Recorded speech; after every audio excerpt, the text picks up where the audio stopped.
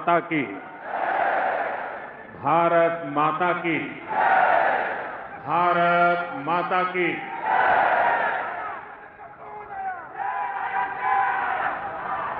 गुजरात के लोकप्रिय मुख्यमंत्री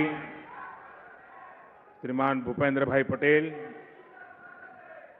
केंद्रीय मंत्रिमंडल के मेरे साथी सी आर पाटिल, राज्य के उप मुख्यमंत्री भाई हर्ष संघवी,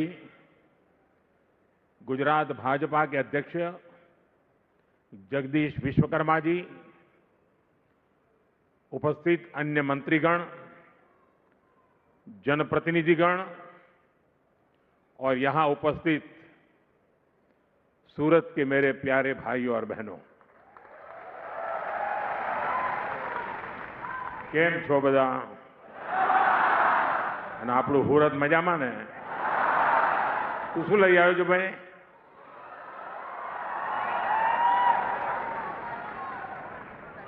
ધન્યવાદ દોસ્ત, સરસ મજાનું ચિત્ર બનાવ્યું છે તે.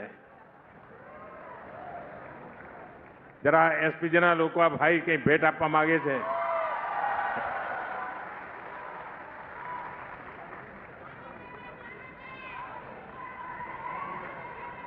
થેન્ક યુ ભૈયા, મારી ટીમને આપી દો.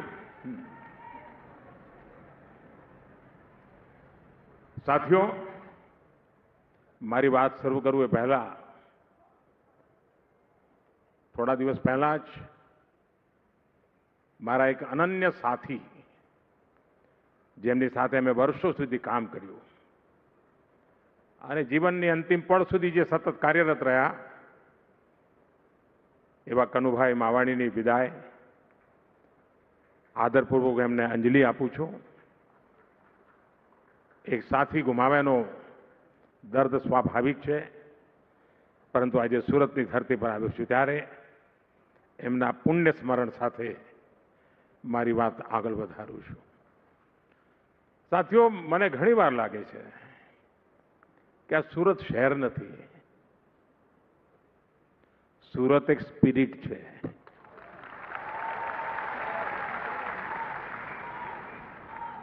અને આ સ્પિરિટ હોય તો જ પર્યાવરણ દિવસે પ્રત્યેક પરિવારને જોડીને આવા 15,000 પર્યાવરણને સમર્પિત આવા સરસ મજાના પોસ્ટર બનાવીને લોકો લાવ્યા.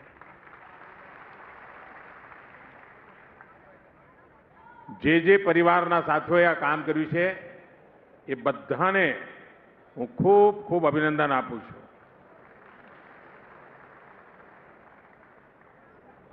કારણ કે જ્યારે એમણે આ વિચાર કર્યો હશે ને એટલે એમનું મન હવે આ પર્યાવરણની રક્ષા માટે લાગ્યું હશે. અને આપણા કાઠિયાવાડના ઘણા ભાઈઓ અહીં સુરતમાં રહે છે અને ત્યાં એમની ખેતી છે. તો મારો એમને આગ્રહ છે કે પર્યાવરણના એક કામના ભાગરૂપે ખેતર બચાવો એ અભિયાનમાં જોડાઈએ. કેમિકલ ફ્રી ખેતી, આપણા બાપ દાદા જે પ્રાકૃતિક ખેતી કરતા હતા, અને હું તો સુરતના જે લોકોની જ્યાં જ્યાં ખેતી હોય બધાને મારે હકથી કહેવું છે કે આટલું મારું કામ કરજો.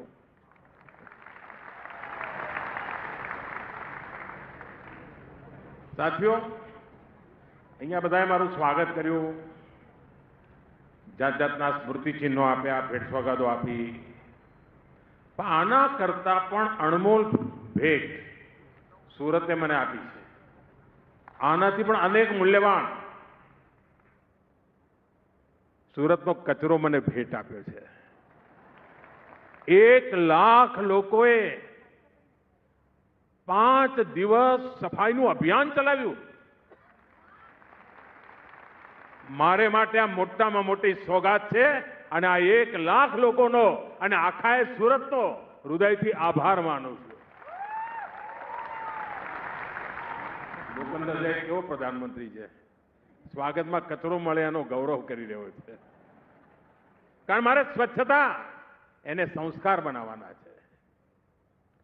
1 લાખ લોકોનું જોડાવું એટલે સુરતના 1 લાખ પરિવારોનું જોડાવું. અને આ માત્ર સ્વચ્છતાનું અભિયાન નથી, આ એક પ્રકારે સ્વસ્થ ભવિષ્ય માટેનું સંસ્કાર પર્વ છે અને એના માટે સુરતના સૌ સાથીઓ ખૂબ ખૂબ અભિનંદનના અધિકારી છે. साथियों, स्थानीय निकायों के चुनावों के बाद मैं पहली बार गुजरात आया हूं, सूरत आया हूं. मैं सूरत से पूरे गुजरात के लोगों का वंदन करता हूं, अभिनंदन करता हूं. साथियों, 2.5 दशक से अधिक का समय हो गया है. आप हम सभी को, भाजपा को निरंतर अपना आशीर्वाद दे रहे हैं और समय के साथ ये आशीर्वाद बढ़ता ही जा रहा है.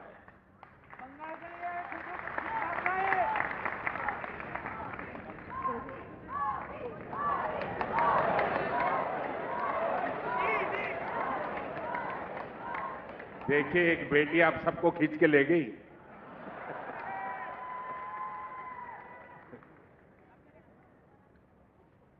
हाल ही में जिला परिषद, तहसील परिषद, नगरपालिका और महानगरपालिका के चुनाव हुए. इनमें गुजरात के लोगों ने भाजपा को इतना समर्थन दिया कि पुराने सारे रिकॉर्ड टूट गए.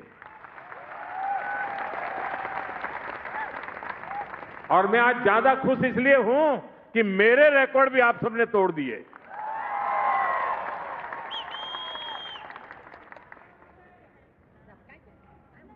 मैं राजनीति में बहुत देर से आया था. शायद 87 में मैं पॉलिटिक्स में आया और उसके बाद पहला चुनाव था सूरत अहमदाबाद कॉरपोरेशन वगैरह का. और पहले चुनाव में हमने भारी विजय प्राप्त किया और तब से लेकर आज तक ये विजय की यात्रा चल ही रही है.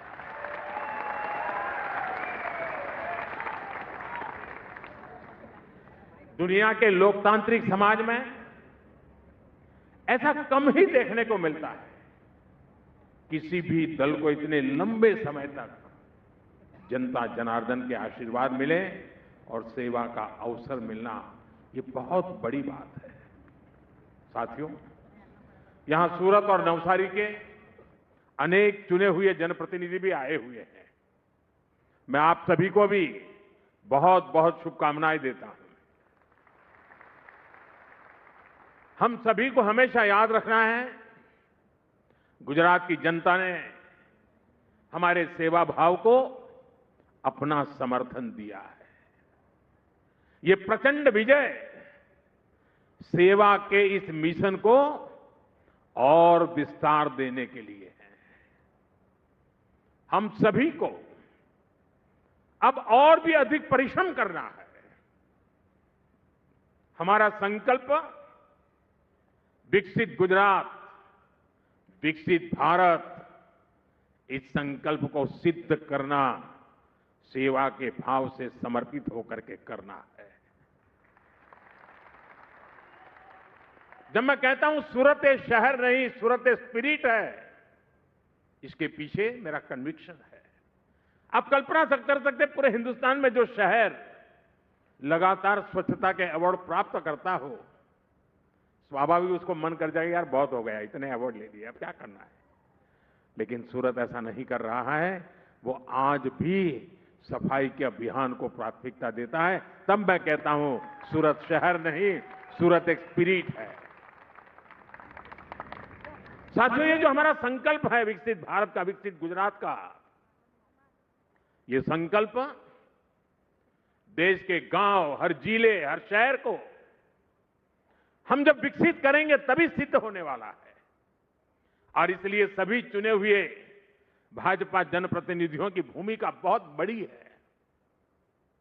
साथियों, आज का दिन एक और सुखद संयोग का है. आज 5 जून पर्यावरण दिवस है और पर्यावरण दिवस के इस अवसर पर मैं देश के सबसे स्वच्छ शहरों में से एक सूरत में हूं।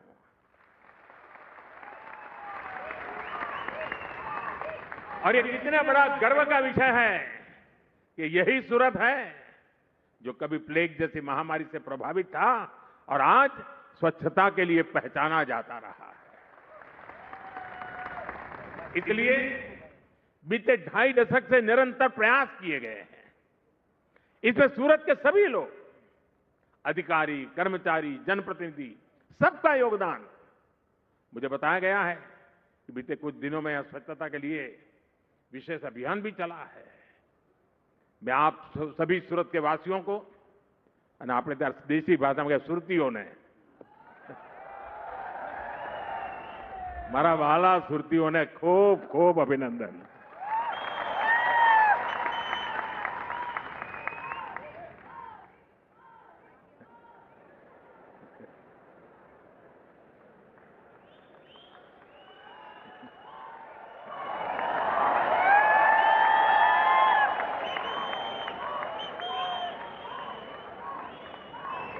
सूरत के विकास को गति देने के लिए आज यहां अनेक प्रोजेक्ट का शिलान्यास और लोकार्पण हुआ है। मैं आप सभी को इन प्रोजेक्ट के लिए बहुत बहुत बधाई देता हूं। साथियों, दुनिया अब हरित युग की तरफ, ग्रीन फ्यूचर की तरफ बहुत ही सावधान हो चुकी है। धीरे धीरे कदम रखने का प्रयास भी कर रही है।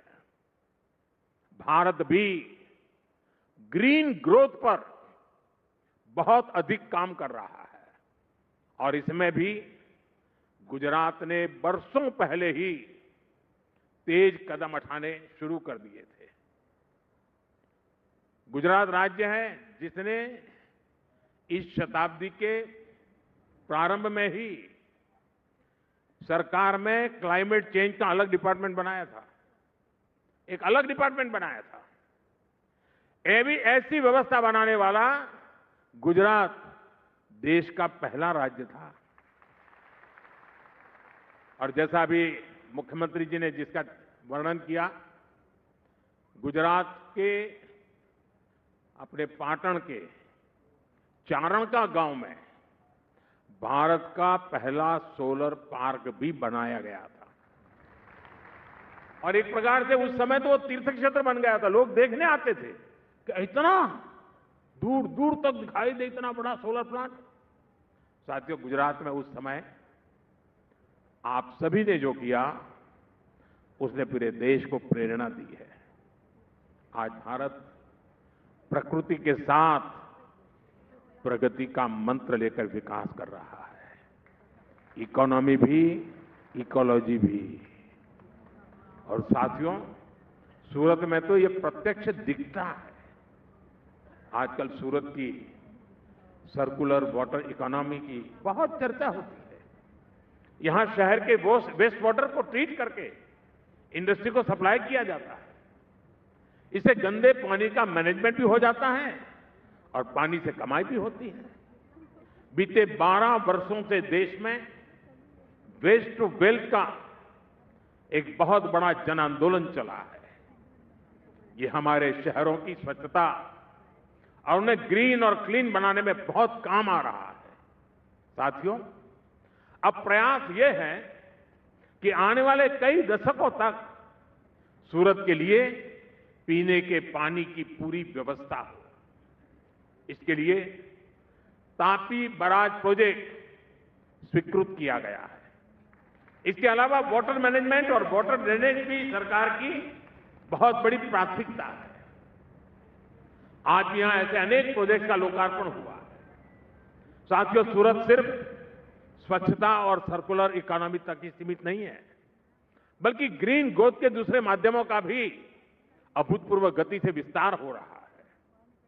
अब जैसे इलेक्ट्रिक मोबिलिटी है, सूरत ऐसी व्यवस्था बनाने में जुटा है जहां सड़कों पर चलने वाली सारी बसें इलेक्ट्रिक होगी। साथ ही यहां सूरत मेट्रो का भी विस्तार हो रहा है। ये सारे कदम हरित शहर के रूप में सूरत की पहचान को और सशक्त करेंगे। और हां, आने वाले समय में Hazira industrial area green steel के उत्पादन के लिए भी जाना जाएगा। यानी स्टील के प्रोडक्शन में ग्रीन एनर्जी का इस्तेमाल होगा। साथियों, आज दुनिया अभूतपूर्व चुनौतियों के दौर से गुजर रही है। कुछ समय पहले मैंने कहा था कि ये दशक दुनिया के लिए आपदा का दशक सिद्ध हो रहा है। हमने बीते समय में एक के बाद एक वैश्विक आपदाएं देखी है। पहले बहुत बड़ा कोरोना का संकट आया, फिर जगह जगह युद्ध शुरू हो गए, और इतना बड़ा ऊर्जा संकट, इसने पूरी दुनिया को अस्त व्यस्त कर दिया है। दुनिया भर में पेट्रोल की कीमतों में लगातार उतार चढ़ाव हो रहा है। गैस की सप्लाई चेन ध्वस्त हो रही है। लेकिन भाइयों बहनों, मुझे बहुत संतोष है कि 140 करोड़ भारतीयों के साझा प्रयासों से देश ऐसे हर संकट का मजबूती से मुकाबला कर रहा है। इस लड़ाई में आप मेरे साथ है ना? अपने लड़ाई पर जीतवी है ना? और साथियों, इसमें भी गुजरात की बहुत बड़ी भूमिका है। बीते वर्षों में गुजरात ने रिफाइनिंग के क्षेत्र में, सोलर और विंड पावर के क्षेत्र में अपना जो सामर्थ्य बढ़ाया है, वो देश के बहुत काम आ रहा है। आज भारत की रिन्यूएबल कैपेसिटी 250 गीगावाट है। हमारे देश में कभी मेगावाट से आगे सोचा ही नहीं जाता था। आज गीगावाट की चर्चा हो रही है, और इसमें 50 गीगावाट का योगदान अकेले गुजरात का है। 250 गीगावाट में 50 गीगावाट आप सबकी ताकत है। यानी देश की ग्रीन एनर्जी का 5वां हिस्सा अकेला गुजरात प्रोड्यूस करता है। सौर ऊर्जा के उत्पादन में गुजरात ने प्रशंसनीय काम किया है। और अब जब देश ग्रीन हाइड्रोजन और ग्रीन अमोनिया जैसे क्षेत्रों में काम कर रहा है, तो इसमें भी गुजरात का रोल बहुत बड़ा होने वाला है। साथियों, ये जो वैश्विक संकट चल रहा है, ये दिखाता है कि एनर्जी के मामले में आत्मनिर्भरता कितनी जरूरी है। और बीते 12 वर्षों में देश ने जो कैपेसिटी तैयार की है, उसका कितना बड़ा महत्व है। एक तरफ हमने दुनिया के अलग अलग हिस्सों से तेल और गैस की आपूर्ति सुनिश्चित की, दूसरी तरफ हमने रिन्यूएबल एनर्जी में ऐतिहासिक निवेश बढ़ाया। 12 वर्ष पहले भारत में सौर ऊर्जा का उत्पादन नाम मात्र का था। आज हम दुनिया के टॉप 5 देशों में से एक हैं, 5 देशों में से एक हैं। और सिर्फ सौर ऊर्जा ही नहीं, हमने भारत में इथेनॉल ब्लेंडिंग की कैपेसिटी बढ़ाई, रेलवे के बिजलीकरण को गति दी, परमाणु ऊर्जा पर काम किया। हमारा जो बिजली का ट्रांसमिशन नेटवर्क पुराना पड़ गया था, उसका आधुनिकीकरण किया, उसका विस्तार किया। गैस पाइपलाइन के नेटवर्क का दायरा बहुत अधिक बढ़ाया। हमारे जो पोर्ट है, उनकी कैपेसिटी बढ़ाई, ताकि वहां ज्यादा से ज्यादा पेट्रोलियम प्रोडक्ट पहुंच सके और जहां संभव हो वहां स्टोर भी हो सके। आने वाले समय में देश का ये सामर्थ्य और अधिक बढ़ने वाला है। इस दिशा में हमारी सरकार के प्रयास लगातार जारी है। साथियों, यहां सूरत में आपके बीच आने से पहले मैं हजीरा गया था, अभी हर्ष भाई जिसका वर्णन कर रहे थे। आत्मनिर्भर भारत का क्या मतलब होता है, ये हजीरा जाने पर भी साफ दिखता है। हजीरा आज केवल एक औद्योगिक क्षेत्र नहीं है, एक ऐसा इकोसिस्टम बन चुका है जहां एनर्जी है, स्टील है, डिफेंस प्रोडक्शन है, पोर्ट है और ग्लोबल ट्रेड का इकोसिस्टम है। हजीरा देश के एक बड़े मैरीटाइम इंडस्ट्रियल हब के रूप में विकसित हो रहा है, आत्मनिर्भर भारत के एक बड़े सेंटर के रूप में उभर रहा है। लेकिन साथियों, आज देश में कुछ निराशावादी लोग हैं जो आत्मनिर्भर भारत अभियान का मजाक उड़ाते रहते हैं। देश के इस संकल्प को वो लगातार नीचा ही दिखाते हैं। ये वो लोग हैं जिन्होंने हमेशा भारत को दूसरे देशों पर निर्भर रखा। वो लोग ये भूल जाते हैं कि दूसरों पर निर्भर देश विकास की वो ऊंचाई कभी प्राप्त नहीं कर सकता जिसका वो हकदार है। साथियों, आत्मनिर्भर भारत को गति देने के लिए आज देश का कनेक्टिविटी पर बहुत अधिक फोकस है। Vadodara Mumbai expressway, dedicated freight corridor और बुलेट ट्रेन जैसे प्रोजेक्ट भारत की इसी प्राथमिकता को दर्शाते हैं। आज वडोदरा मुंबई एक्सप्रेसवे के एक बड़े हिस्से का उद्घाटन हो गया है। ये देश के दो बड़े इंडस्ट्रियल और ट्रेड सेंटर्स को और बेहतर कनेक्टिविटी देगा। साथियों, हमारा प्रयास सबको जोड़ने का है, सबको समान अवसर और सुविधा देने का है। दूर सुदूर के इलाके, आदिवासी क्षेत्र जिन तक सुविधाएं नहीं पहुंची, उन तक आज आधुनिक कनेक्टिविटी पहुंच रही है। दाहोद, बोडेली, वापी कॉरिडोर इसी संकल्प का प्रतिबिंब है। आप सोचिए, नर्मदा और तापी जिलों के आदिवासी क्षेत्रों तक 4 लेन की सुविधा पहुंच रही है। इससे यात्रा का समय बहुत कम होगा, किराया भाड़ा कम होगा, यानी आदिवासी और ग्रामीण क्षेत्रों के लोगों को पढ़ाई, दवाई और कमाई की बेहतरीन सुविधा मिलेगी।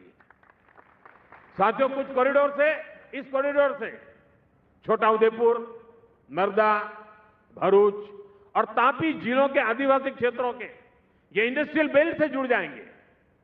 इससे दक्षिण गुजरात के आदिवासी क्षेत्रों में टूरिज्म को भी बल मिलेगा। स्टैच्यू ऑफ यूनिटी, सापुतारा और आसपास के पर्यटन स्थलों तक पहुंचना बहुत आसान हो जाएगा। साथियों, आज यहां सूरत में एक आधुनिक ईएसआईसी अस्पताल का भी लोकार्पण हुआ है।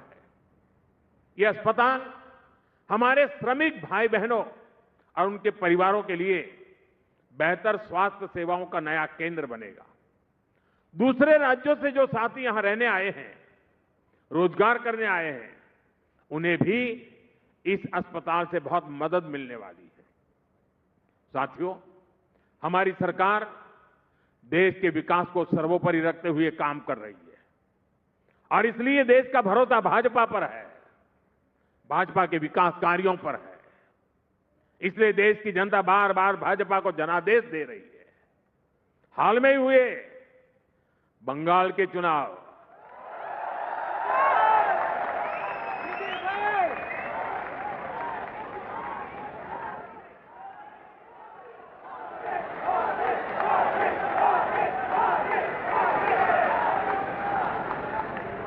आपको लगता होगा कि मैं बंगाल बोल दिया, एकदम से यहां ऊर्जा आ गई।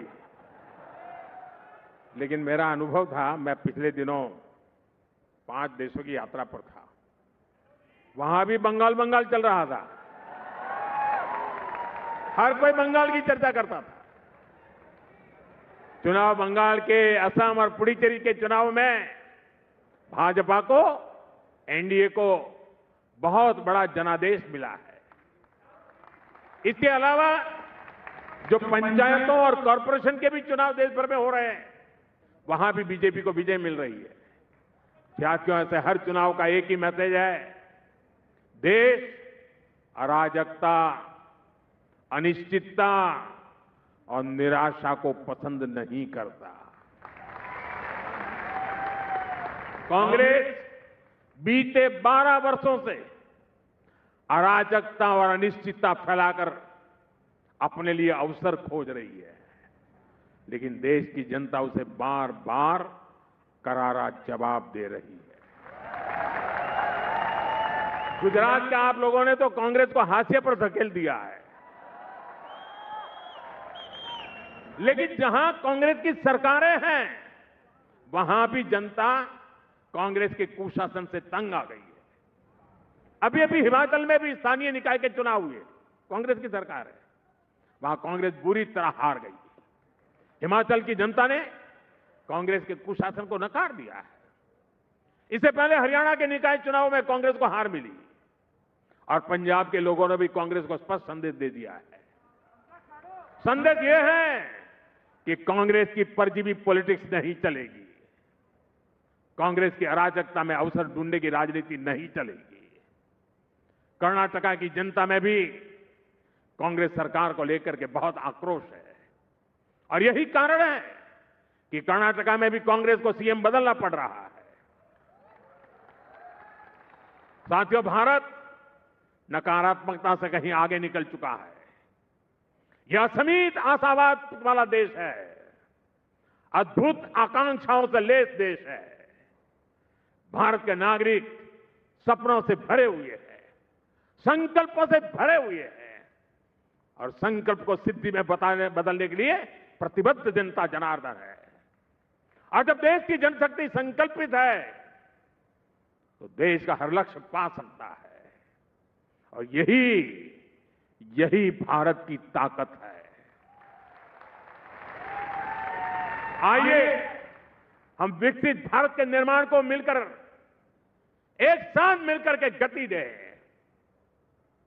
हम सपनों को संकल्प में बदलें और संकल्प को सिद्धि में परिवर्तित करने के लिए अपने आप को झोंक दे। दोस्तों, मैं आपके साथ कंधे से कंधा मिलाकर खड़ा हूं।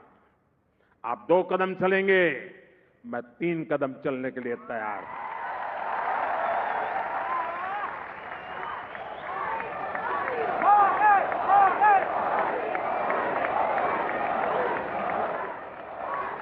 रुकना और थकना हमें मंजूर नहीं है। इसी आह्वान के साथ एक बार फिर विकास परियोजनाओं के लिए बहुत बहुत शुभकामनाएं। भारत माता की, भारत माता की।